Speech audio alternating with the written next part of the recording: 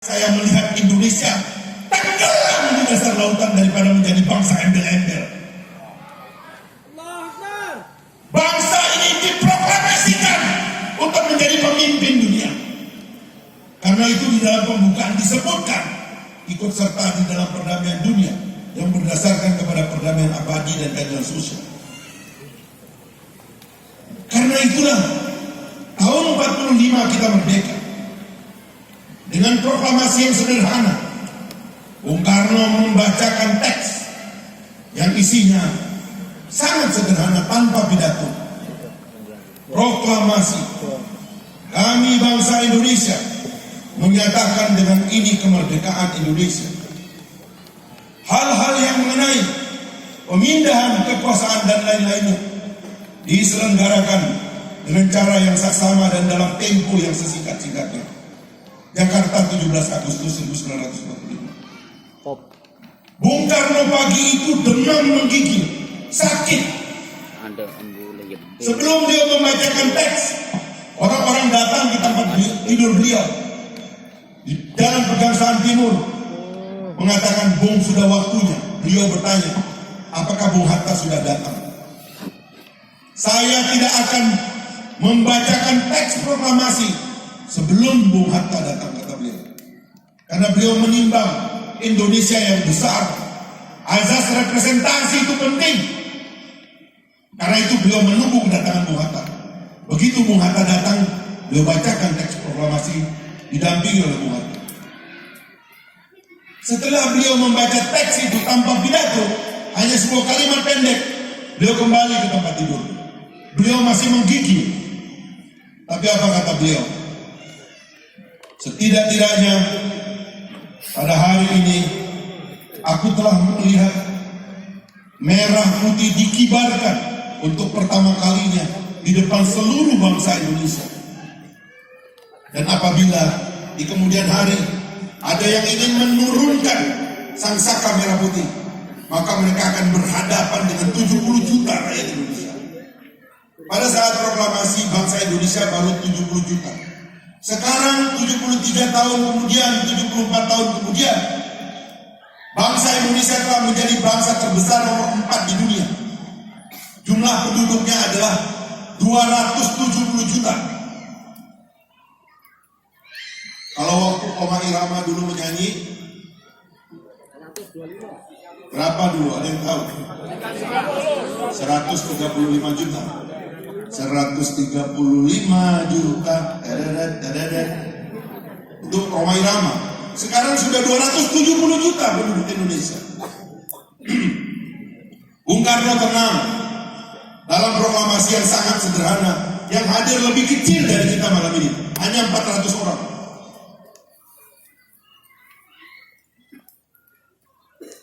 Proklamasi itu telah menggema ke seluruh dunia,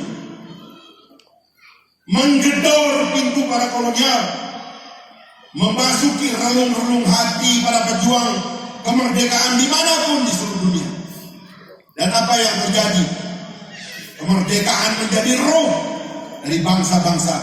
10 tahun kemudian, tahun 55, Bung Karno mengundang pemimpin-pemimpin bangsa yang belum merdeka. Mereka hadir di Bandung dalam konferensi Asia Afrika. Bung Karno berpidato lagi, menyemarakkan jiwa dan semangat orang untuk merdeka. Dan akhirnya dari konferensi Asia Afrika itu merdekalah bangsa-bangsa karena pidato pemimpin Indonesia. Jadi Indonesia tidak pernah dibuat untuk menjadi bangsa kecil. Indonesia tidak pernah dibuat untuk menjadi embel-embel. Indonesia diproklamasikan oleh para pejuang, para founding father, para ulama untuk menjadi pemimpin bangsa-bangsa. Itu sebabnya Bung Karno membuat kawasan Kodeso menantang Barat dan Timur. Karena kita ingin orang tahu bahwa kita bangsa besar dan bangsa kuat. Pancasila itu ingin dijadikan sebagai ideologi dunia, bukan sekedar jadi embel-embel. Maka demikianlah seharusnya para pemimpin Indonesia belakang hari mematuk dirinya. Jangan pemimpin Indonesia ini jadi embel-embel, kelihatan tidak mengerti apa-apa. kelihatan bego. Bicara pun tidak bisa. Jangankan bicara bangsa asing, bangsa sendiri pun kadang-kadang tidak mengerti. Jadi bangsa ini didesain untuk menjadi pemimpin peradaban umat manusia. Dan demikianlah seharusnya. Maka seperti keyakinan saya tadi, hanya ketika Indonesia mulai terlibat mengurusi Palestina, insya Allah Palestina akan merdeka. Hanya kalau Indonesia mulai terlibat dalam membereskan isu Rohingya akan kita lihat berbahagia. Demikian pula dengan bangsa-bangsa tertindas lainnya di mana-mana. Insya Allah Indonesia akan berperan sampai di sana. Itulah peran besar dari bangsa Indonesia. Dan hanya kalau punya pemimpin yang punya nyali, punya semangat, baru dia akan bisa melangkah ke sana.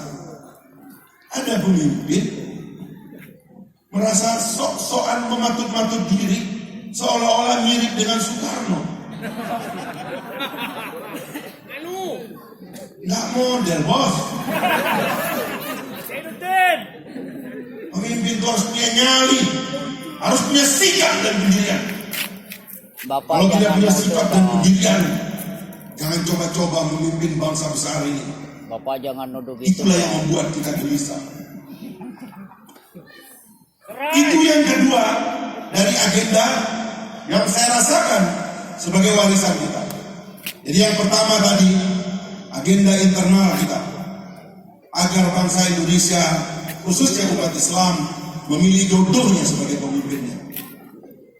Yang kedua, agenda kita di luar, setelah kita bangun bangsa yang besar ini menjadi bangsa yang kuat, kita lihat tantangan-tantangan besar di dunia.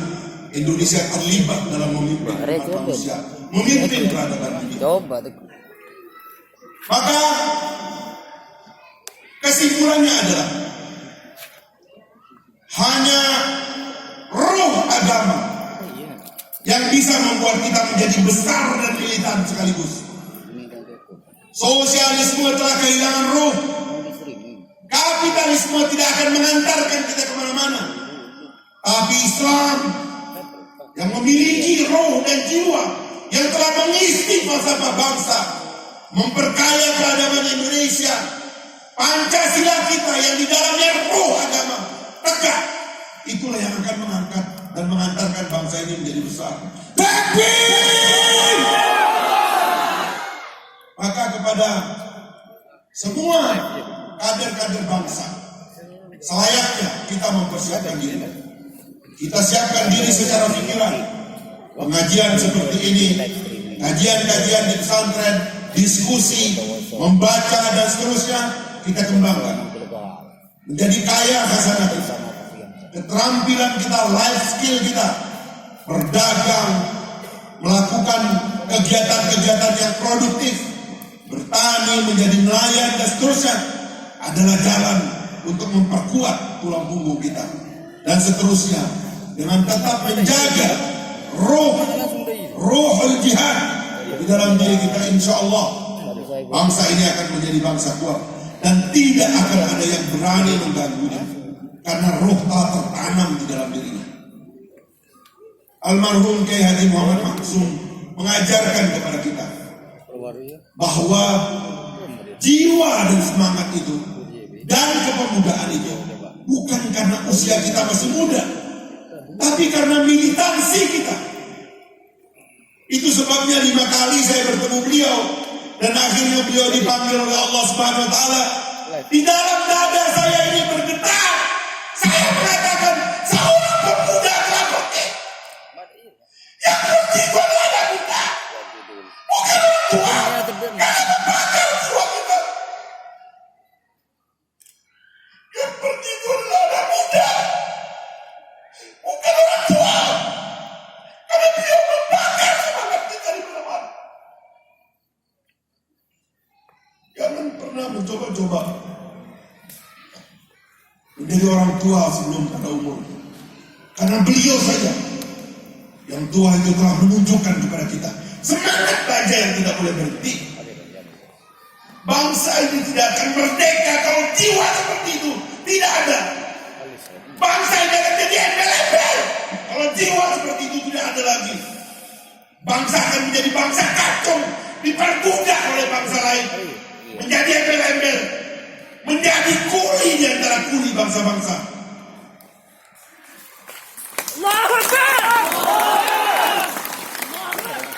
Itulah yang harus kita perbaharui terus-menerus. Jiwa kita, semangat kita, militansi kita, untuk menyadari bahwa pekerjaan kita masih banyak. Cita-cita kemanusiaan bangsa kita ini masih besar. Indonesia harus eksis, membawa harum nama umat, hadir di pentas dunia, menjadi bangsa yang dihargai, yang tegak jiwa dan akalnya, menjadi suluh umat manusia di seluruh dunia. Takbir! Demikianlah sebagai pengantar, sekali lagi saya berbahagia berada di tengah teman-teman dan khususnya para kiai. Wabillahi taufiq wal hidayah. Assalamualaikum warahmatullahi wabarakatuh. Waalaikumsalam warahmatullahi wabarakatuh. Jazakallah bil khair. Kami sampaikan kepada Akhinal Karim Al-Ustaz Haji Fakhri Hamzah. Takbir! Para bapak ibu saudara-saudara sekalian, para jamaah yang dimuliakan Allah, marilah kita akhiri acara tabligh akbar ini, pengajian rutin bulanan tafsir Jalalain Tempana Aceh, pertemuan yang ke-66 dan ceramah tausiah orasi kebangsaan Ustaz Haji Fakhri Hamzah ini dengan doa bersama yang akan dipimpin oleh Kiai Haji Fahim dari Jember. Kepada beliau, falyatafaddal mashkura.